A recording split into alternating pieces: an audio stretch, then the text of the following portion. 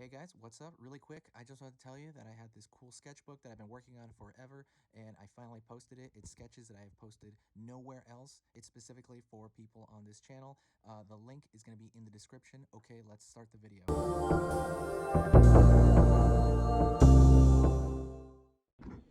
Hey, how's it going? Today we're going over how to draw an evil cat skull. Basically just a cat skull. We're keeping the Halloween spirit up.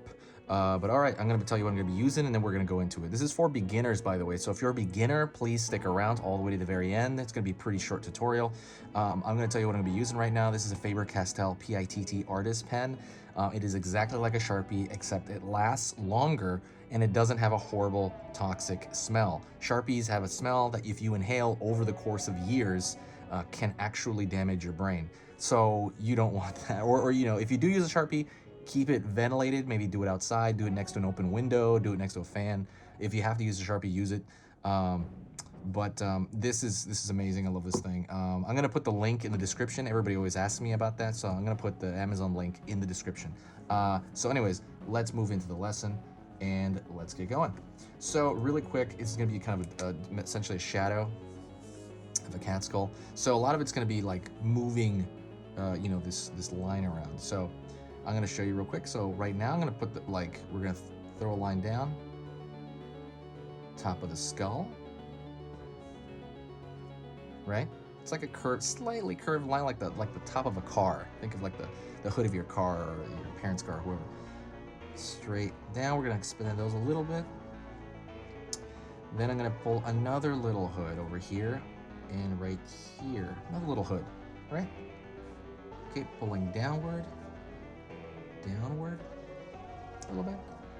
And then now what I'm gonna do is I'm gonna draw a circle. I'm gonna put it down here. Doesn't have to, you can put a little notch in it too if you want. Pulling up.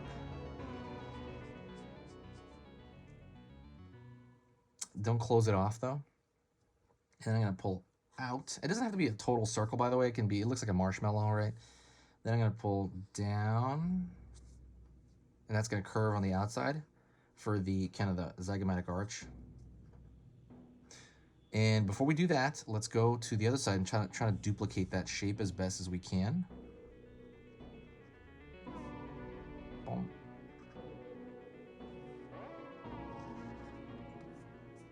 All right. And we're gonna pull that out as well, and then roll around the side for that zygomatic arch as well. And we're gonna pull in, a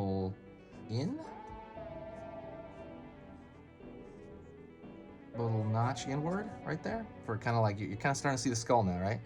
Then I'm gonna pull the nose, the nasal cavity is gonna have, and I'm gonna think of like maybe the middle of an M. And then I'm gonna pull downward. See, I'm thinking of like an M, right? Out, out. Like a little swoop at the bottom for the nasal cavity. Next thing I'm gonna do, I'm gonna draw essentially the canines of the cat here. Or I don't know if you call them canines, but I think you do. Essentially those fangs, those two. And I am going to draw middle, kind of like a seesaw shape, like those spikes.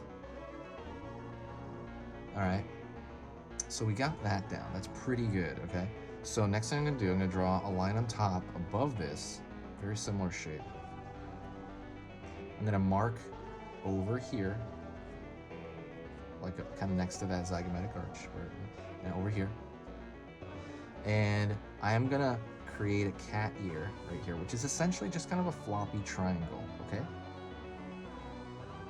Doesn't matter how extreme it is. Your triangle can be the same, it can be different. It's up to you. And let's try it over here. Try to make it relatively the same size. Oops. Doesn't matter because we're gonna fill that in, so we don't have to be too careful with that. And I'm gonna pull downward. Downward as well. It's gonna kind of curve in over here.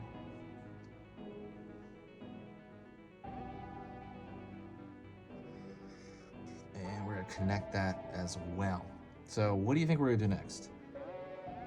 Yep, we are gonna fill that in with black. And luckily we have this Faber-Castell.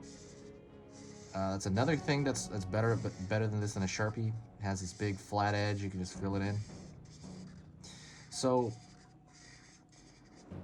what I want is, you don't have to be neat about it. Just try to make whatever you fill in moist all around the same time-ish. So whatever you're filled, don't go over here, then go back, then go over here. Just kind of, you know, stay around here. You can kind of be sloppy with it. You kind of do this. You know, you can be bubbly with it. It doesn't really matter as long as it's all kind of moist around the same time, right? It's all moist. Because if it dries, that's when you kind of get in trouble and you have these bizarre kind of really extreme lines and differences. But just try to make sure they're moistish around the same time. It doesn't have to be perfect, by the way, because what happens is this dark shape will kind of blend in as when you read it, like to the eye. So when somebody like first looks at it, they're gonna read that image, you know, almost immediately as like a solid black shape. The eye just tends to shortcut it that way. Continuing to fill it in.